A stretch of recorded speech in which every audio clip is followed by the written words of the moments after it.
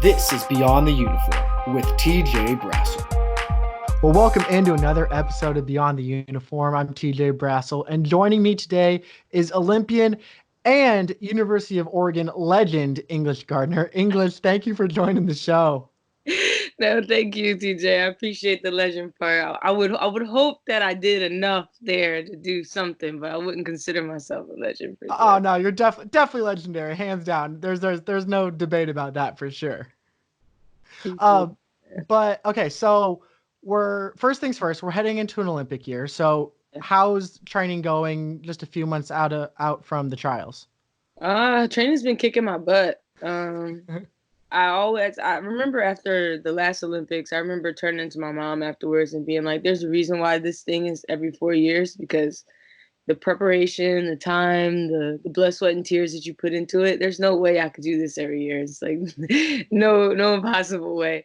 It's been a rough journey, and it's been kind of interesting though for me. It's been very humbling, these past 4 years since the last Olympics, and just you would think that I went and got a gold medal, I would be sitting like super high, but no, I've been extra more humble because I want another one. So I've kind of just been really diving deep in my training. It's been pretty crazy. Been getting my butt kicked every day and enjoying the process though, nonetheless.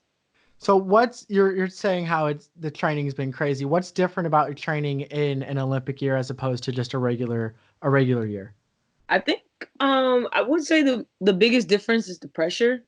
Mm-hmm. It's just not a regular practice. I guess on all the other years, maybe except for a world year, it's kind of like, it's a year to protect, like just basically just to perfect my craft. And I guess, with the Olympics, it's kind of like that added, oh, by the way, you got like the biggest stage in the world at the end of the season. So Minor it's, details, minor yeah, details.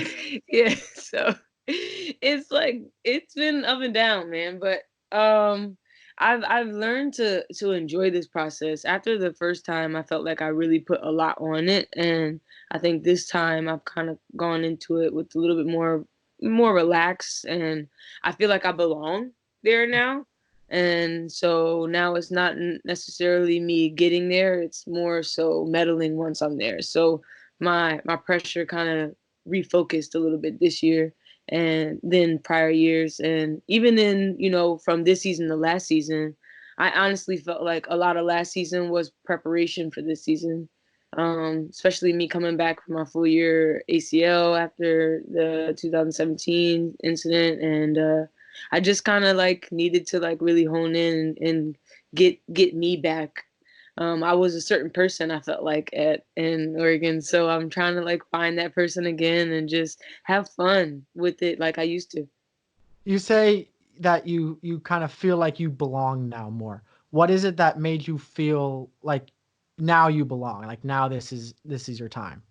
I think what made me feel like I belong now is just that I'm not really seeking anyone's approval anymore. Like I feel like I put the time in, I put the work in. I definitely have, enough accolades and accreditation to believe that I'm like, worthy of being on an Olympic team.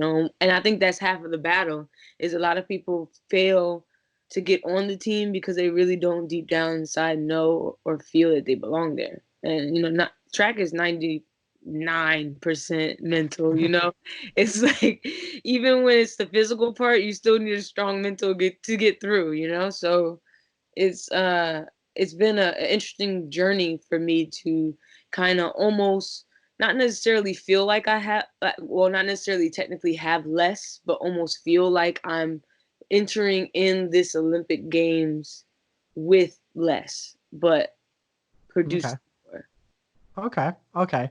And so you're talking about the 2016 when you made the team. So let's go back to that real quick because I was actually watching that video last night of when you ran the 1074 and won the trials, made the team. You ran, I believe, the fourth fastest time an American's ever run. Yeah. Um, and a couple things stuck out to me in that race. One was right after the race, you see you win, and you look right in the camera and you kind of do the universal kind of Yeah. eat sign like you're shoveling food into your mouth, and Now, typically that's just kind of like, ate up the competition, like killed the race. But I know there was a little more behind that for you. What did that mean? Or what was that meaning behind that for you? It's funny. At the time I was being coached by John Smith. Okay. And every day leading up, I mean that year, I kind of knew what kind of year it was going to be for me, and I knew it from when it started. And from literally November to the Olympic trials, I would tell him all the time, like, "Look, coach, just get me to the table. If you can get me to the table, I promise you, I'm gonna eat everything in sight. Like, I'm hungry. Like, let's get this working." And every day I would say it to him in practice. And it's funny that you even mentioned that, because after the race, I go up to him and I'm like, "Did you see?" And he was like, "Yeah, I watched the race." I'm like, "No, did you see that I ate? Because I ate for you." And he's like, "I totally missed that." Like, he totally didn't even like acknowledge the fact that that even happened. So I was like, "Oh, cool." Well, now everyone sees me and they're going like this, and I'm like, it's now stuck with me. Like 4 years later, I literally can like be in a track scene and somebody will look at me like English and like do the eating motion, and I'm like, that wasn't even for me. It's cool. It's cool. I like it. It stuck with me. I'll keep it. I like it. No, I definitely like that. And see, the funny thing is, after that, it was when the football season started. I believe, if my timeline's correct, when the football season started that next year, Ezekiel Elliott started kind of doing that and made it famous. But really, it was you that made it Straight famous. He up. took it from Straight you. up. Straight up. Yeah. I don't know. It was like a spur of the moment thing. And the only thing I thought about was like, man, you ate, yo. Like, like you actually did it. You talked all of that mess the whole season and you finally like made it happen. So it just happened. And I mean, I love it. I mean, I'm glad that, it's a universal thing and like more than I can just use it and it fits everywhere. And it was just having fun, you know? It had really nothing to do with like me even my competition or like Hmm. it was just the moment. Like I remember being at that table before in 2012 and not making the team. And then to come and like win Olympic trials the next Olympics is like it just blew my mind. It was like, okay, this I manifested this, like I made it happen. So I was just having some fun. It was really all fun and games for You sure. you absolutely did. And that leads right into the second part that struck me about that was after that, and when you can see kind of the emotion hit you and you just drop to your knees and you're so thankful, you're thanking God, and you're in that moment. What was that moment like for you? Ooh. Um I'm a very spiritual person, and it's crazy because there's a passage that basically a lot of Christians like hold themselves to, and they keep strong, especially when they're done wrong, or even not even done wrong, but maybe overlooked. It's a saying that we kind of say, it's like, God will he will perform when he needs to, and he will have the table set in front of your enemies. And even though I didn't really have a lot of enemies in that realm at the time, I had a lot of like non-believers, and I had a lot of like he says, she says stuff. And normally I don't really let that bother me, but for some reason that it it all kind of came out. I guess my subconscious kind of like realized, and a lot of people don't even notice, but if you actually watch that clip, you see me eat in the camera, then you see me look up Hmm. to my reps and say, "I told you," because I felt like at the time I had been saying over and over again, "I'm prepared. I'm ready. This is my moment." And was kind of getting looked at like, "Yeah, okay." And it kind of like it was a little bit of that, but also a few months prior to that, I went through like a really, really, really difficult spout of depression, and it was kind of like my first time dealing with that. I honestly never really understood that whole thing until I went through it, and I Hmm. was like, I get it now. Like it isn't something you can control. I was always one of those people who were like, you just brush it off and you just keep going, and it is what it is. That'll never happen to me. I'll never feel uncontrollably sad and not know what to do with my life, but it did. And I had to fight my way out of that thing. And 90% of it I fought alone until, my family kind of started noticing my absence, and they kind of stepped in. But I got all the way to the point where I wanted to commit suicide, and I somehow didn't. It just it didn't work out. Thank Well, God. yeah, And absolutely. a couple months later, I won Olympic trials. So I was literally sitting there on my knees, kind of like I wasn't supposed to be there, and I was. And I one of the greatest moments of my life, not because I won Olympic trials, because I realized in that moment, especially why I ended up surviving, was because I needed to be there in that moment. People needed to see that moment. I needed to feel that moment. My family needed to see. So many like generational curses and chains were broken in that moment for me. It was just really like a special moment, and I'll probably never forget it. And it's funny because I joke around. My nephew went viral on Instagram, but like he's not the first one to go viral, because I think that video has like 18K views or something of I think me it's something like that. Yeah. like going crazy. So I guess that was my little like 5 minutes of fame, so to speak, and it was great that I was able to share that moment with the world, though. Even though a lot of people say that, as an athlete, a lot of them try to shelter their personal life and shelter their emotions and Mhm. just be this strong figure, be this robot that everyone kind of thinks that we are, so that we can be entertainment.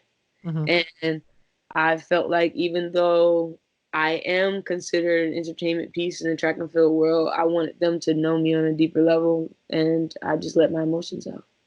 It was awesome. That's amazing. That's Yeah, amazing. So you over the last few years, you've been pretty open about your battle with depression. yeah. What what was the moment that you realized like you weren't okay and you needed to get through this, and how did you kind of get to that light at the end of the tunnel? I think the rock bottom, I was, Mhm. so to speak, was I.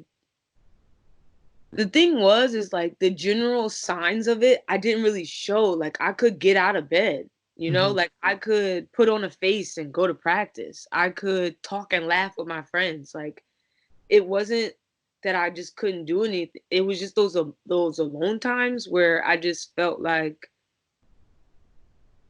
people saw English, but they really didn't see me.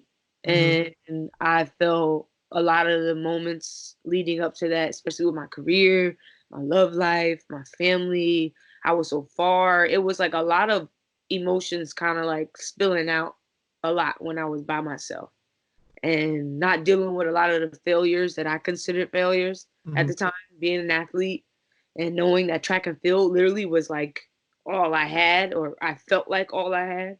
Um, I got to a moment where I was about to attempt, and I couldn't. I joked around with it at the time, and I was just like, "Wow, English, you really can't even do this, right?" You know what I mean? Like, you're supposed to be going through with this, but then you're not. Like, do you really not want to do it? Do you really want to do it? I went through that battle. Like, try again. Like, don't try again. And that's when I knew, like, okay, something is really wrong with me. Like, I shouldn't even be thinking like this. Why can't I feel like myself? Like, you knew me personally, TJ. Yeah. Like, I was always like the life of the party. I was always talkative, nice, and just full of energy, and I just wasn't anymore. And I didn't know when it happened or how it happened or why it happened. I just knew I was there. I was in that dark spot, and I knew that if I kept feeling like maybe I should, I knew that I needed help to get out. Mhm. So I ended up telling my mother at the time what was going on, told my father, and my mom ended up coming in town and just home cooking me to death and washing the clothes and just trying to make me feel human again. And it I don't want to necessarily say it brought me out of it, because I truly believe it was a self thing. Like, I literally had to find it and heal it and deal with it. But she made me comfortable enough to try to attack that and try to, like, go for it, because I felt like I wasn't alone in that moment. So it was like, it was a rough moment, and still to this day, I want to say, like, I'm truly grateful for it, though, because now I have this conversation piece that I can talk to people who feel like they can't, say and speak their mind, or they got to be strong, or they don't want to admit that their mind has crossed that process. That doesn't make me weak. I think the strongest thing I ever done was to decide not to do it. So Absolutely. I just feel like I have him for a reason. I'm Hmm. super grateful, and I'm super happy now. I feel more and more like myself, like, every day. It's an ongoing battle, and I think that's what people don't really realize, that it just kind of never goes away. It kind of transforms and is different, but the tools that I gained with the first battle, I feel like, gave me enough tools to win the war. So I'm living, I'm praying, I'm meditating, I'm healthy, I'm happy. It's been pretty dope. Well, I just want to say personally, and I speak for everyone, that I'm glad that your light is still shining in this world, because we need people like you to have that light shining. Um, but you talk about depression, you talk about how it's this ongoing battle, and mental health has kind of really come to the forefront, especially in athletics, within the past 5-6 years. And I saw a stat that said, like, collegiate student athletes, it's like 1 in 4 will go through depression, and in women, female collegiate athletes, it's like double that. Why do you think athletes go through that, like, have so much pressure put on them, that's where they go? I think athletics kind of breeds that atmosphere, unfortunately. I think that we are forced to kind of be crabs in a bucket. Like, I remember the first time I stepped on University of Oregon's campus, I was like, oh my gosh, like, I heard all these stories about these cool football players that rule the school, but, like, track rules here. So, like, that's about to be me. Like, oh my gosh, like, I have such big shoes to fill, and, like, Prefontaine, and it was just a lot. Hmm. And I just remember, like, still being kind of young and dumb, so it didn't really, like, hit me until after college that, like, English, you, like, went in there clueless, like, just straight clueless. But it's the pressure of performing, it's the pressure of being valuable, it's the pressure of you knowing that you have millions and millions of teammates over your career, and you have to be a standout amongst all of them. And it's like, to be able to be that time and time again, it's like super, super stressful. And we don't allow ourselves to be human. Like, we kind of, like, put ourselves on the pedestal that our fans kind of do.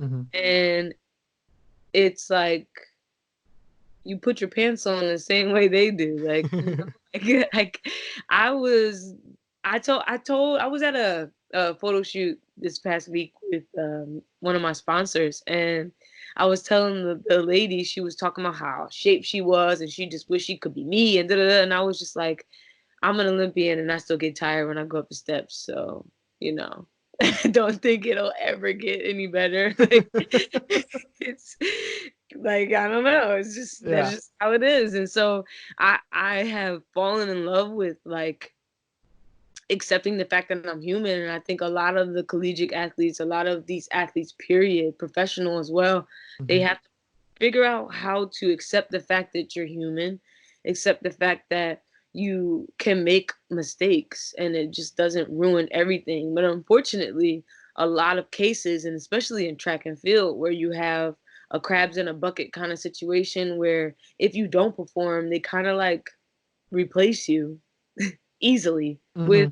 a younger version at that. So it's like, kind of, I can understand the pressures of, okay, yeah, you say my mistakes won't ruin me, but I've learned then, as I don't really make Like Nike's my sponsor. Mhm. And I'm so appreciative of what they brought to the table. I appreciate what they give me on a daily basis, the gear and the tools they give me to be able to perform my goals.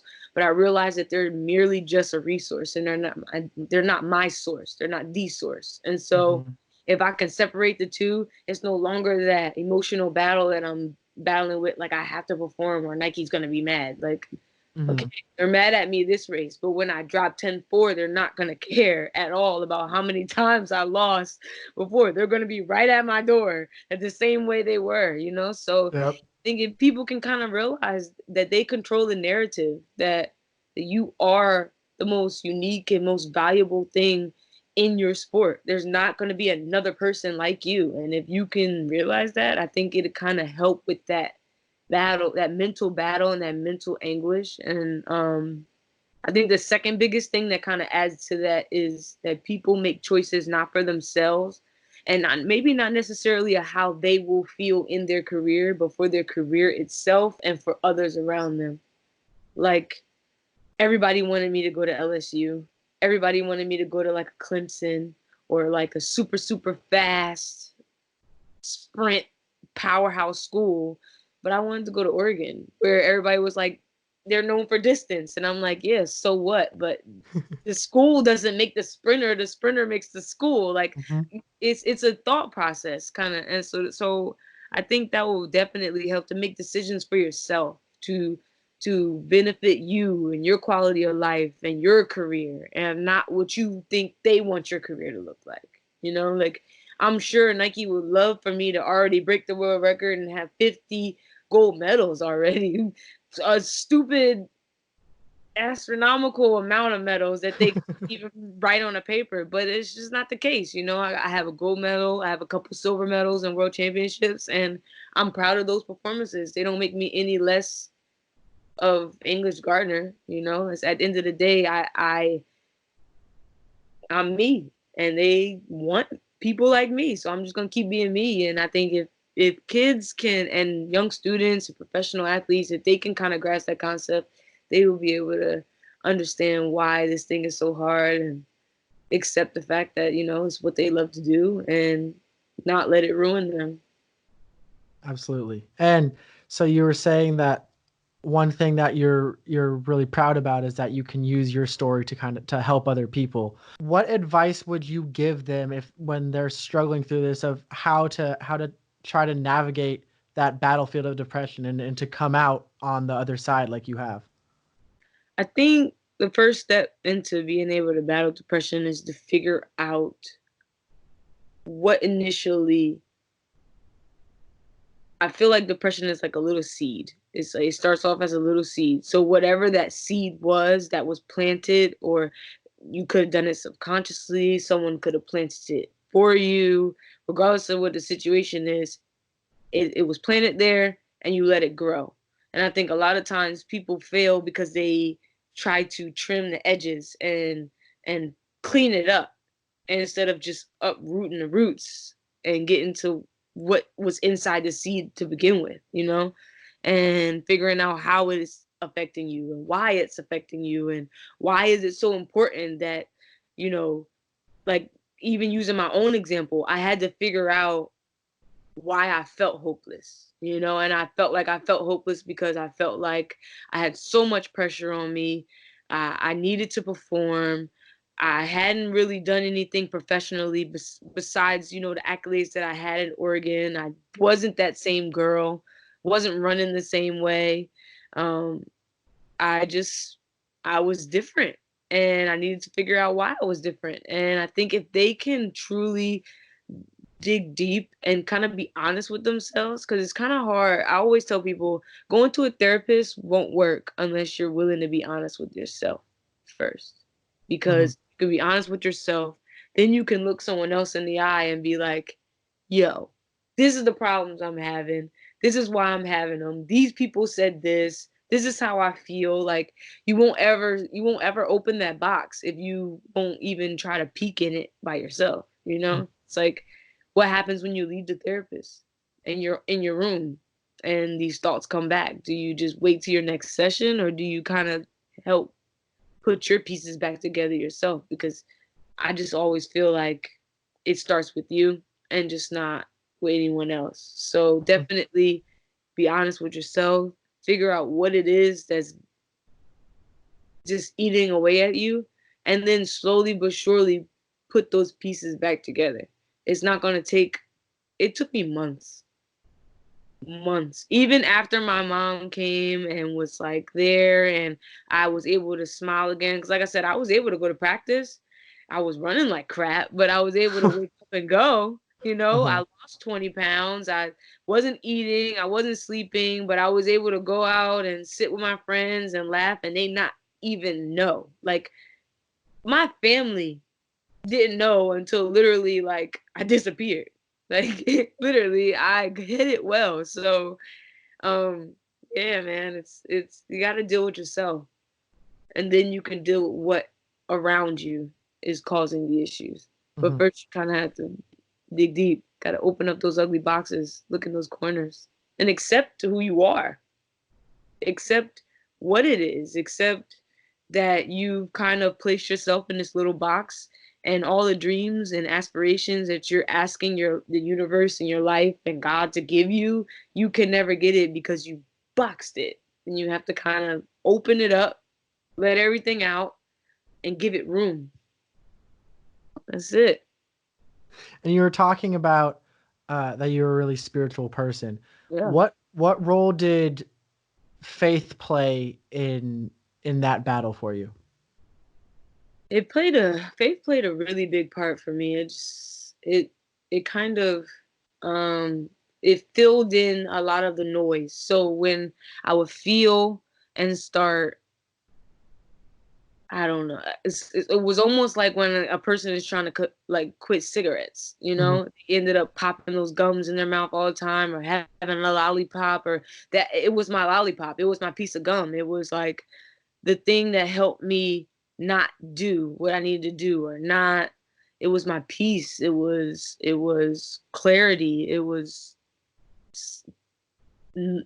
good noise that I needed. And like, go type in the Bible at the exact emotion that I felt and just read every scripture about that said about the emotion. I would type in I'm angry, type in happy, type in sad, type in mixed feelings. I would type in anything and read that day what it was, and I worked through my problems like that, because then I was able to see on paper or hear stories that kind of heard when I was little, but got to see them and read them myself and see, okay, even though this was in Bible times, God was a gangster and he was doing all of this crazy stuff out here, like, I can value these messages and I can add them to my life. And so it kind of just worked out. It was my safe haven after, especially because track used to be that at that Mhm. time. That's what track was for me. It was just to get away. I was able to ignore like the things I went through in life and ignore where I was or how I felt, and just completely immerse myself in track and field. And then that became my bully. So then I was like, oh crap. Like, Mhm. what do you do? And I found God, and it was awesome. And he literally put me back together. And I used to laugh at people who used to say that all the time, because I'm like, yeah, I get it. Like, he wants us to do good. Like, I believed in God, but it was like I had to go through a moment to kind of put, it's kind of weird to say, but put a face on him. Mhm. Like, I feel like we go through things in life sometimes, especially when I'm a Christian. I believe in God. I feel like Christians and people who believe in God, they go through things in life to kind of figure out who exactly he is. You learn who he is through the moments in your life. And I feel like in that moment, I realized he was a healer. He was a sustainer. He was a provider. He was a protector. So I started to get to know him in one of my darkest moments ever. And that kind of made me feel less alone, because I was building a relationship instead of worrying about the chaos that was in my life. It was almost like I fell in love for the first time. It was like nothing else mattered. So it kind of worked out. And so another thing I noticed on your Instagram, with your face is or with your faith is you post a lot. That it's hashtag uh, walk by faith, I believe. Yeah. What's the meaning behind that? You know what's crazy is today I told my training partners today, I was like, I've been having a hard time with Walk by Faith because I feel like people aren't appreciating it. And I don't know if I want to keep doing it. And I was like, I'm gonna take a poll on Instagram. And I totally forgot. And then here you go asking me about it. So this must be a sign that I can't stop and I maybe should keep going. But That's what it is. That's what it is.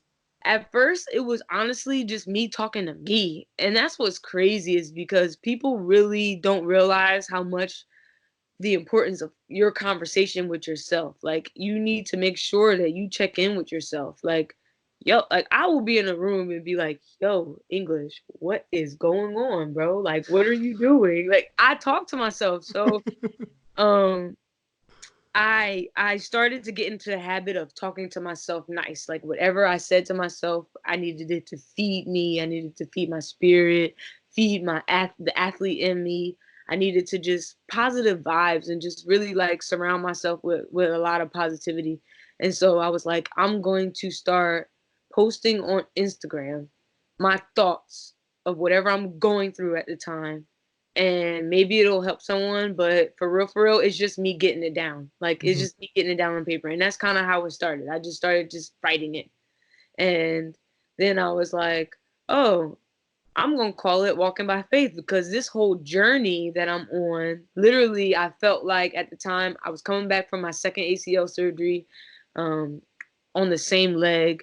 I got a contract reduction from Nike at the time because of my injury. Well, because my performances. And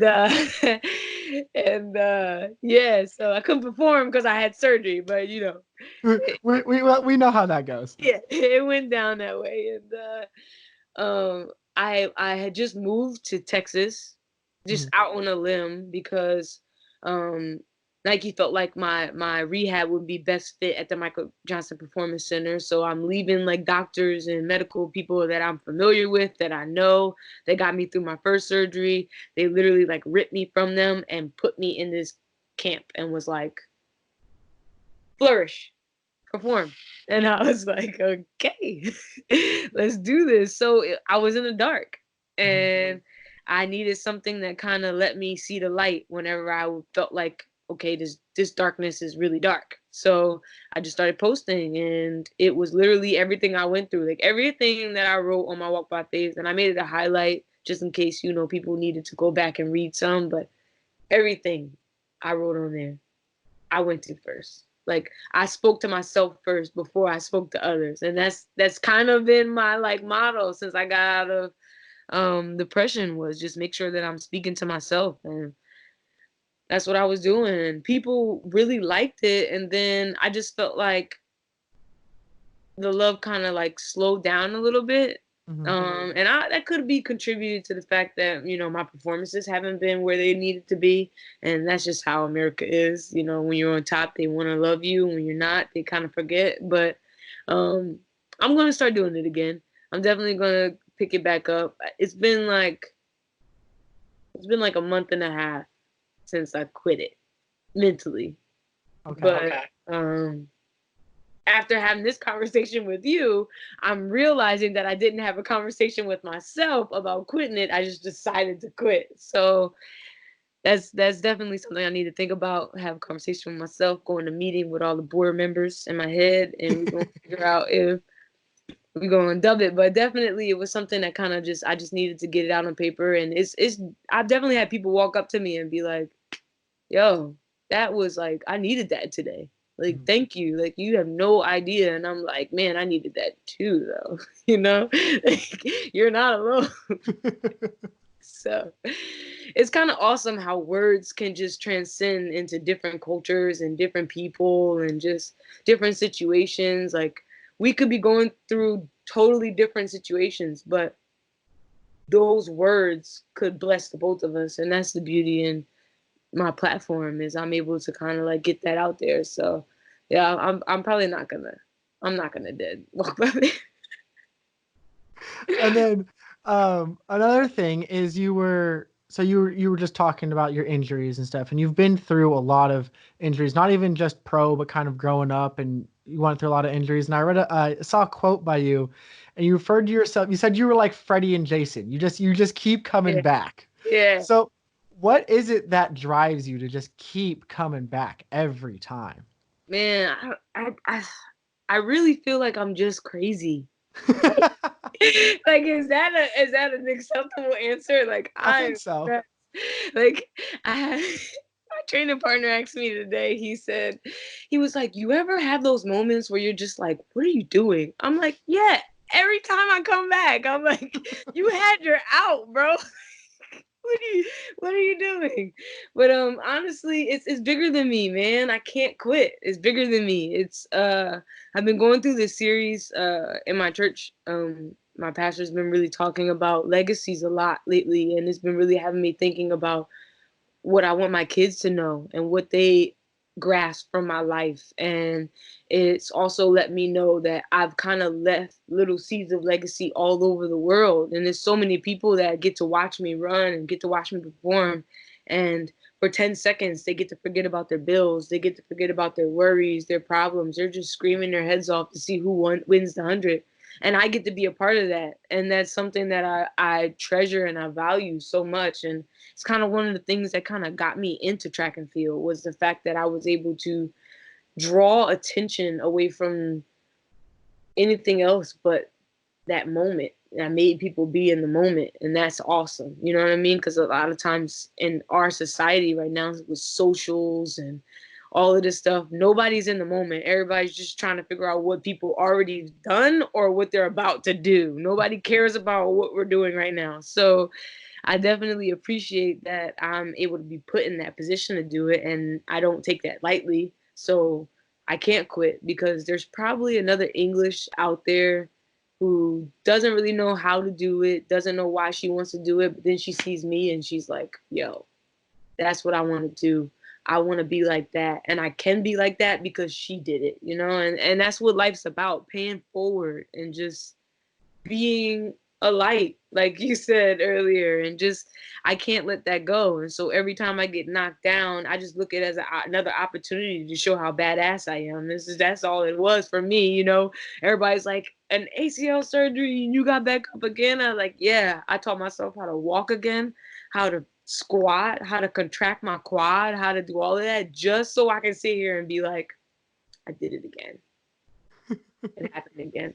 So it's been cool, man. It's been showing me that I'm way stronger than I thought, you know, which is even crazy to think because I'm just like, wow, you literally keep getting up and you almost let depression like knock you out. Like, come on, like you way better than that, you know? Mm-hmm. So it's been an awesome journey. I'm super excited. I am. You can't kill me. I'm Freddie and Jason. I'll quit when I want to quit, kind of thing, and I'm holding myself to that. Absolutely, absolutely. And I must say though, I don't think there can ever be another English Gardner. Let me just put that out there right now. Appreciate that, man. I hope there is though. I hope she's like way better than me too. I hope she like kills stuff. Like I always tell, like especially when I'm hit up by like younger high schoolers or something like that, and they're like, English, I want to be like you so bad. Like I want to do what you do. I'm like, no, you want to be better than me. Like where I'm at, it's cool, but like there's so much you can go so much further than this. Like I'm just showing you the blueprint how to get there. Like you're just using my life to figure out how to like, okay, I take this step, I take that step. The greatest thing was my pastor told me in church on Sunday. We told the church, but I felt like he was directly talking to me. He said to the church, he was just like, you know, you're going through these things so that when A, B, and C doors presented in front of the legacy, that the next person up can know which door to pick because you've already chosen the right door. And so I like that. that makes me feel like 100%. Like I'm not supposed to just get famous and then disappear and not like give people who I am and give people what I have to offer. Like I'm supposed to give out all my keys. Like DJ Khaled was the most smartest person in the world because he's about to be the most blessed man in the world because all he did was give keys. He just told people how to be happy, how to be blessed, how to live life, how to appreciate things. Like that's what life is about. And I think people kind of forget that. They get caught up in the monotonous of life and like the ebbs and flows of it. Like you're supposed to be in the moment, be there with someone, connect, like outreach. Like you're not supposed to just live in your world, stay in your room, play video games, eat and dinner with your small group of friends and not show people who you are. Like there's a whole bunch of people in this world, but like I said, you're the most unique thing. So why don't you share it? Like you're so valuable. You are the rarest thing on this earth. Gotta show it. So yeah, man, I hope there is like a better and more eloquent speaking, and she's going to be awesome. And I can't wait to sit back like as an old lady with a beer and just like so appreciative of the hard work that I put forth, because now she's like the greatest thing ever. That's awesome. Well, I hope she is listening and taking notes Yes, for this. 100%. And so we mentioned the injuries, but it wasn't just injuries. You've been through so much in your life. And I mean, in high school, your mom was diagnosed with cancer, and around the same time, your dad had a stroke, and you had to grow up at a young age really quickly. Yeah. And you talk about how, they both got through that okay. And you talk about how your mom got you through that depression and stuff. What kind of impact have they had on your career and on your life? Wow. My parents definitely have been like the most influential people in my life thus far. Um, if I could say, do I have like human superheroes as parents? 100%. Like everybody's like, how do you keep good enough? I'm like, I'm an offspring. You should see the two that made me. Like, they're monsters. Like, they don't quit. You know, I come from very, very, as my mom says, I come from very strong stock. And they've been through hell and high waters. Anything between homelessness and, you know, poverty and just just having nothing. Sometimes they've literally been able to give their last to people and always share and always be there and always pick people up. And I remember it was times where my parents barely had money to even pay our bills, but they were paying members light bills and phone bills and sending kids clothes and food to school. Like I've watched that throughout my life, and I realized that like I thought I read about what strong was in like books and like movies and stuff, but like my two parents literally are the strongest people I've ever seen in my life. They battled hardships with each other. They battled hardships in their separate lives. They've battled sickness together. And one thing that I've always noticed is that actually my dad always says to me 100%, I don't care if like the world is falling apart, zombie apocalypse, like everybody's getting eaten outside. My dad's gonna be in the kitchen making a sandwich, like everything's gonna work out. Like, that's who he is, you know? And my mom's like, no, you have to believe it. Like it's gonna be okay. Like they've never wavered from that throughout anything that's ever happened. Sickness, my mom sick on her deathbed still comes in my room and lines my room up with every medal and every accolade that I've ever won, every ribbon, every certificate, every poster, every picture, all over. I mean, 360 all over my room. There wasn't an inch of wall free. And she literally was going through chemo during this time, could barely stand up, but she hung up all my stuff and she sat me on my bed and she was just like, you know, if I'm not here to remind you, which I plan on being, but if I'm not here, I want you to be in this room and remember exactly who you are, who you're supposed to be, what your purpose is. So these kind of things that they kind of instill in me are the reason why I am the way I am. And like, I am me. And they're awesome. I mean, honestly, down to even the most funniest moments, like when I got home from the Olympics, my mom, I'm thinking, oh, I'm an Olympian, a gold medalist. Like, they're not going to be able to tell me nothing. I get back home, my mom hands me a broom and tells me to wash the dishes. Like, nothing changed. Like, nothing changed. Nothing changed. So, they're just everything, you know, and I really appreciate them. I appreciate the sacrifices they made. You know, my dad actually apologized to me not too long ago which he never needed to, but he was just like, look, I'm sorry that I was enjoying life and being young and dumb and didn't set my life up in order to make yours a little bit easier. And I just looked at him like, what? Like, if you never did those stupid things that you did, even as a young man, I would not be who I am today. You don't have to apologize for the steps that you needed to take to create me. Like, I needed that. I needed you to mess up. I needed you to be a bum sometimes, you know? I needed you not to, like, you know, put your best foot forward and stupidly fall in love with my mom. And I don't know how she picked you out of a million people. Like, I needed that, you know? So I appreciated his apology, but he didn't really need to give it to me because he literally gave me everything that I ever needed. That's amazing. And okay, so you mentioned your mom, and I saw that. So your mom named you English because she knew you were going to be great, and she was like, I need something that's going to sound good over the loudspeaker when she's living in her greatness. So what was the first time that like you heard that story of like that was why she named you English? Man, so I was in school and I kept getting teased about my name. I was getting called German, Spanish, anything you can name. And I was just like, why would my mom name me this? Like, I don't understand. Like, I wanted to know what my name was supposed to be. Like, how did they come up with this? Like, because literally all the rest of my siblings have like regular names. Like, I literally have a TJ, that's my younger brother, and then Ariel and Brandon and Mark. And I'm just like, I'm English. Why am I the only one with the weird name? Like, come on. And she literally sat me down and she was like, you have to be proud of your name because it's gonna ring bells, and I promise you nobody will ever forget you. Ever. And I was like, all right. And so now when people ask me that, I'm like, she wanted to sound cool over intercom and she didn't want nobody to forget. So that's what it was. She's crazy, but it worked. I was gonna say it worked out, that's for sure. And then okay, so speaking of names, another name that is interesting is so your IG name is Ugly Duckling. Yeah. What's the story behind that Instagram handle?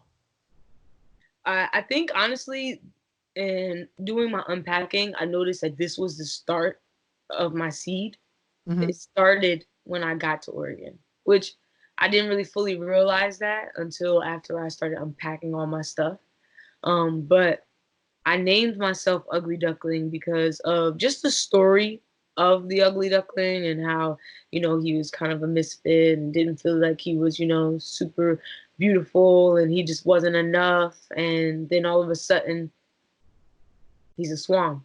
Mm-hmm. And so I looked at the journey of myself throughout Oregon and I went there feeling out of place and feeling like, you know, I was coming into a program that maybe didn't necessarily know how to handle someone with a big personality like me, Mm-hmm. with the talent that came with it.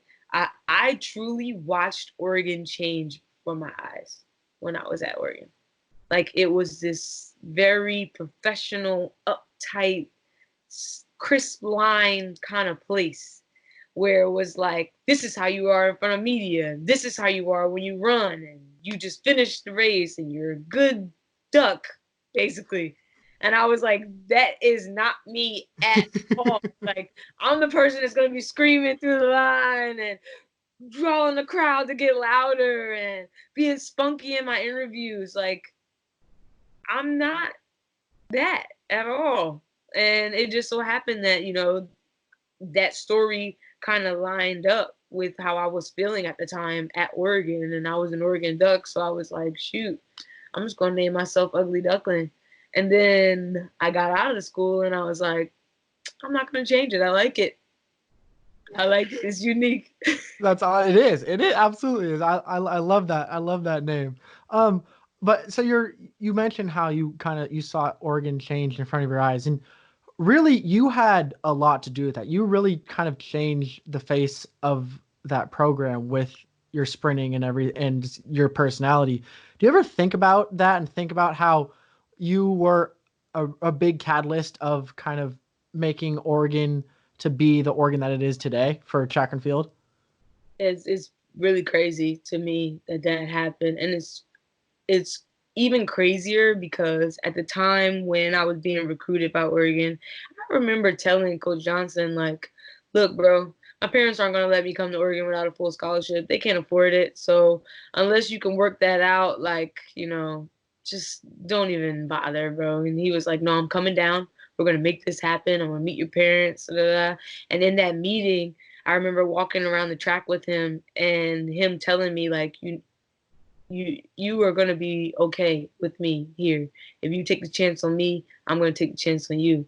And I was like, oh, we're about to change that whole school. We're about to, that was my first thought process. Like, we're about to do something crazy. Like, you don't even know what you just did right now. Like, we're about to turn this place up. Like, it's about to be different around here. And I remember every year I came in and we had like our beginning of the year assessments because me and Coach Johnson ended up having like a different type of bond. Like it was especially in the beginning, it was just so strong. A lot of people don't know this, and I could be like telling secrets, but I was the witness at Coach Johnson's wedding. So when he got married to Coach Jackie, I was his witness. My dad, Really? yeah, my name is on that marriage certificate. Yeah, we were close. Like that was like my second dad almost. And a lot of people didn't know that because we kind of bumped heads a lot. But Mhm. we bumped heads a lot because we were two super, super strong personalities. And we just knew what we wanted. And he had his way of doing things. I had my way of doing things. And just like any kind of like, relationship or marriage, you got to figure out how to make that thing work. So eventually we got it together. But yeah, I told him from the beginning, like, yo, this is about to be crazy. Like we're about to be doing some major things. And he's looking at me and I'm like soaking wet, like 118 pounds. He's like, yeah, that's not gonna happen in this boat. We're gonna try our best to do really well. And every year I will come in and he would say, well, what's your PR gonna be for that year? And I would be like, write something crazy. Like I remember my freshman year, I wrote like 10, 9, 11 flat. And he's like, English, your PR is 11.4. How are you going to run 11 flat? And I'm like, I'm telling you, I'm going to do it. Pac-12s comes around, 11.03. I just look at him like, told you. So, it's been pretty crazy. It's been a wild ride. I'm super appreciative of like the experience being at Oregon. I'm super happy that I was able to even have the position to like create an atmosphere where kids can like be themselves and win and look cool. And I remember me, Phyllis, and Mike like redesigning their uniforms for the first time because it was like that weird old yellow and green one. And I was like, nah, we're deading that. We're getting something cool. Like, I want our championship rings to be big like football. Like, I literally ruined that school for the better. For the better. Absolutely for the better, 100%.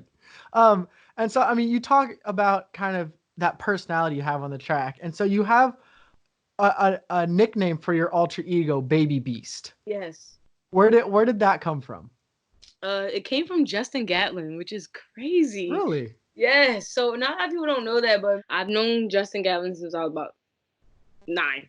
I was pretty young. He so young to the fact that when I seen him again around like 2012, he was like training for pre at Oregon. I'm like, Jay, what's up? And he like barely recognized me because I was so young when he first met me. So yeah, knew him for a long time, and he transforms into the beast. And that's kind of where that little like thing he does where he goes like this, that's the beast coming out. So I didn't know that until you explained that to me. I was like, gotcha. So he has the beast, and I grew up kind of watching him just be him. Mm-hmm. And just admiring his focus and admiring his just the way he attacked every race, so to speak. I feel like people are put on their lives regardless of where their career has gone. I take stuff from them. I learn. I take those keys that I see and I store them. So I seen how he prepared for it, and I just started preparing like that. And then all of a sudden, he like said it one day. I think we were gearing up for a team. I think maybe World Championships, maybe in 13 or something. But he had said it one day out loud, and I was like, I kind of like that. And next thing you know, USATF heard him say it, and it just took off from there. And now everyone knows, like, when I kind of get into that zone, like, I'm just a totally different person. I'm a monster. Like, I'm a straight goofball off track. Yes, And you are. I am, like, super silly. And, like, I feel like when people actually meet, like, English instead of, they're two different people, English and then there's English Gardner. When people meet English, they're like, oh, she's so sweet. Like, oh, there's no way. Then they see me on a track and they're like, who is that woman? Like, she's crazy, like wild, like so out of control. So yeah, so that's it. That's Baby Beast, and she comes out when she's ready to perform, when she's ready to eat, when she's ready to just get down and dirty and do the damn thing. She's just ready, and that's what I love about her, is that she just always is there. And even in my life moment, she kind of comes out, you know, when I'm doing stuff like this, I kind of get that little edge on me sometimes. And when I'm, you know, speaking in front of kids, or if I'm just in practice, some days in practice, she just shows up and I'm like, oh, how you doing? Let's get it going then. That's awesome. All right, now I have another story for you. I need you to tell me if this is true or not. Okay. So when you were at Oregon, Mm-hmm. and D'Anthony Thomas was on the track team as well. So Yeah. you guys knew each other well. So after, or in the Fiesta Bowl, when he returned the kick return for a touchdown, he ran through the line and he did like a track finish and kind of threw his arms back. Yeah. And everyone they kept playing that everywhere on TV and everything. I had heard that you went up to him after and you said, "Don't you ever do my finish again. That is mine." Is that true?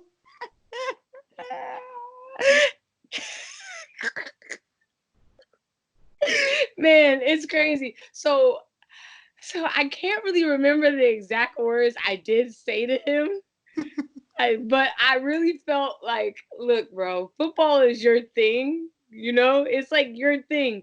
So do your thing, but don't take my thing and put it in your thing. Like, you gotta earn that. You know what I mean? Like, you gotta get in with the cool kids before you can start like doing what the cool kids do. You know what I mean? But he ended up coming out to the track team and like running actually, and like running a couple indoor meets for us and stuff, and the 60 and 100. So he definitely earned his stripes to be able. It's crazy because me and Dad still text like to this day. It's nuts. I'm gonna ask him about that. Like if he remembers that. It's crazy. I don't really know what I said to him exactly, but it was definitely on the lines of like, look, bro, like don't do that track thing with football.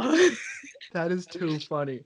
That is too funny. I remember that, but I was like, I don't know if that was just a story people told me or if that actually happened. So I'm glad to know it actually happened.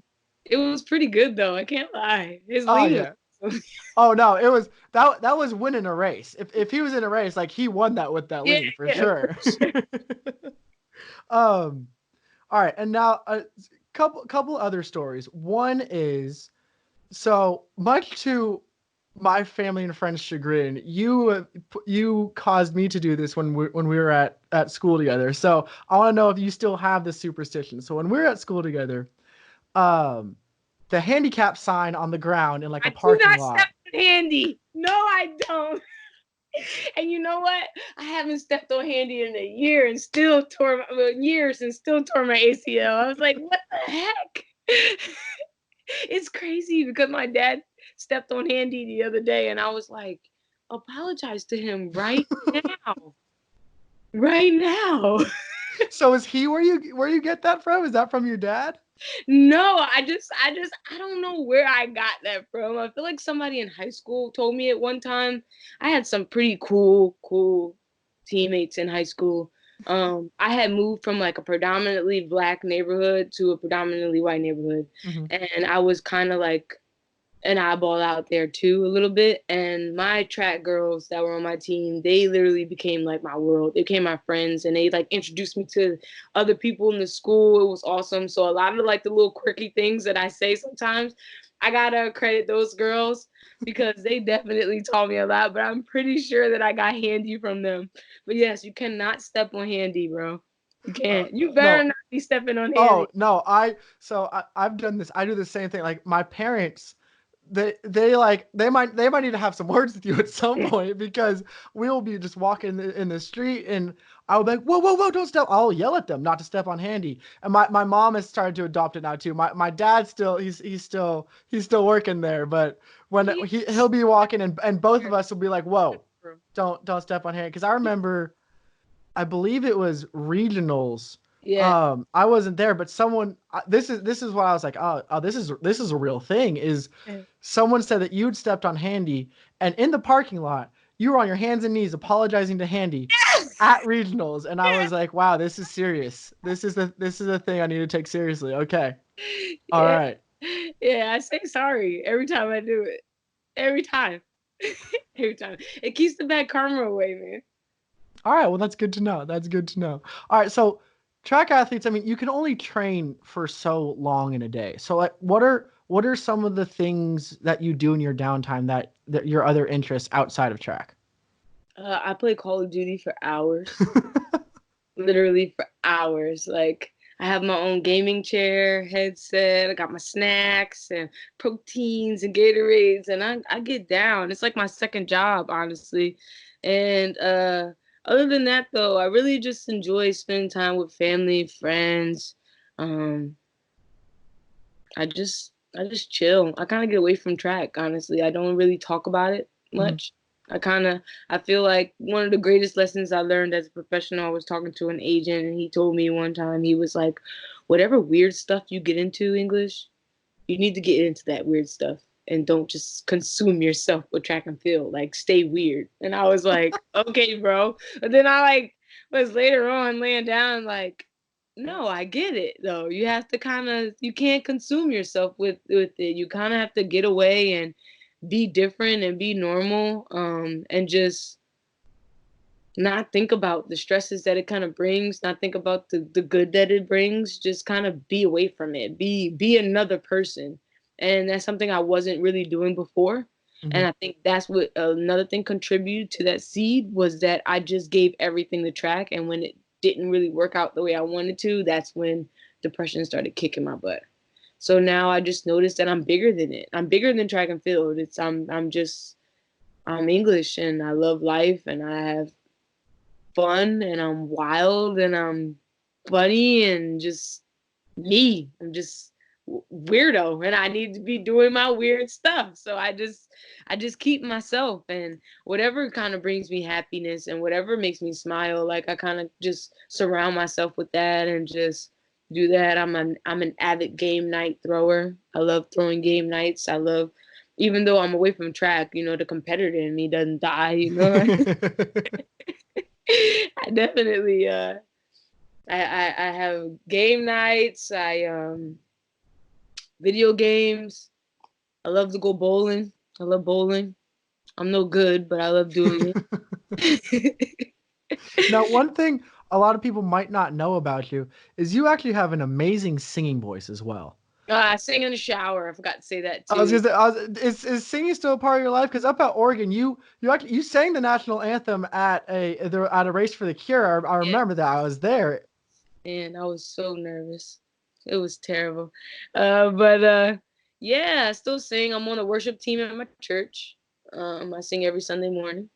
Um, I've been kind of fighting and battling back and forth whether I want to actually like record something like an original piece by myself. I've been writing for years and I wrote for others, which is crazy. Like I find that job a little bit easier because then I don't have to be on the stage like Beyonce. I could just write for Beyonce and collect the checks. It's already hard enough being English Gardner. I don't want her life too. That's fair. That's fair.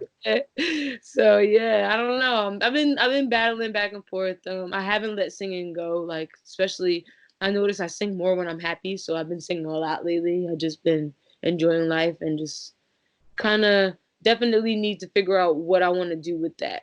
I'm a firm believer that when you are blessed with gifts, that you are supposed to flourish in them and figure out how to do something with that gift. Don't just let it die, because if you don't use it, you lose it, kind of thing. Same with your body too. So make sure you stay in shape and stuff, because if you don't use it, you lose it. So, but yeah, I just definitely I need to figure out what I want to do with that, because I don't want to just sit there, you know. I'm often reminded that I have that gift, so I need to put it to use. I need to put it to work. So we'll figure it out. Once this Olympic thing kind of dies down and goes away, and all the hoorah and hype about it, once I get my another gold medal, I'm manifesting that right now. Absolutely. With another gold medal, I'll probably sit down and see if I'll jump in a studio or something, create an EP or do something weird. Be like Will Clay or something. I like it. I like it a lot. All right, now so the last thing I have to talk to you about is I've asked every Oregon athlete or every former Oregon athlete about competing at the new Hayward Field, but before that, I got one other question, and that is, so another thing that you introduced me to at Oregon was hands down the best breakfast I've ever had in my entire life.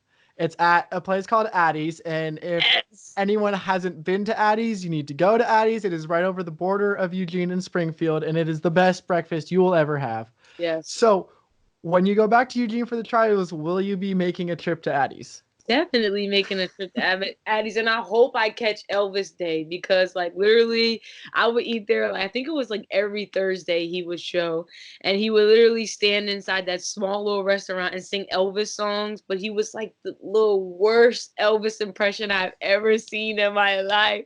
But it made me feel so happy watching him sing every Thursday. So I would go back every time. I would tip him and everything. Like literally, I miss the servers. I miss the food. I miss everything. I literally cannot wait to get back home. I can't wait to experience the atmosphere, the people, the food. Addie's literally, I remember I almost died eating the pancake challenge. It was me and Vernell. Yeah, it was like my freshman year or something. I'm pretty sure it was my freshman year, maybe my sophomore year. I tried to eat the whole pancake, the really giant one, and I thought my heart was going to stop. It was a lot. It was a lot. Never tried it again. I don't recommend anyone trying that challenge, by the way. Oh, I tried that. I tried that a few times. That is for sure. See, when you introduced that to me, I think it was the end of my freshman year, maybe my sophomore year. And following that, I went in there at least once a week from sophomore to my redshirt senior year. So I was an avid fan of Addie's. We had a very special bond at Addie's. Yes.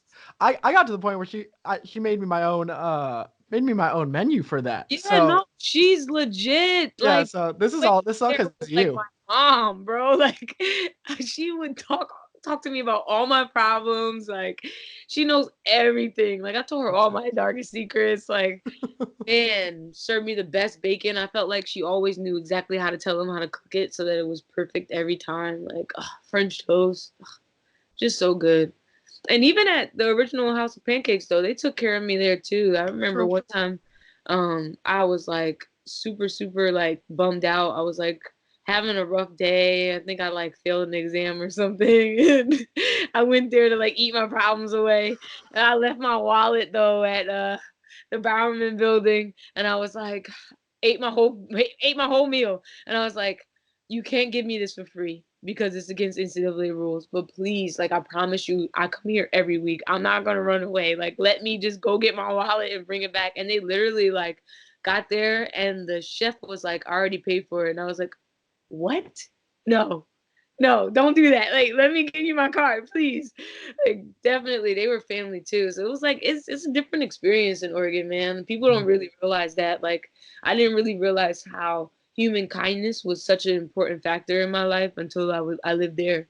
Because I come from like the East Coast where everybody's like moving hella fast and nobody really cares about each other, and we just drive past. Nobody says good morning. Like in Oregon, they actually asked how I was doing that day and was interested in knowing like how it was. And so it was like, even when they didn't know that I was on a track team, they cared. So it was like a different experience. But yes, I totally miss Addie's.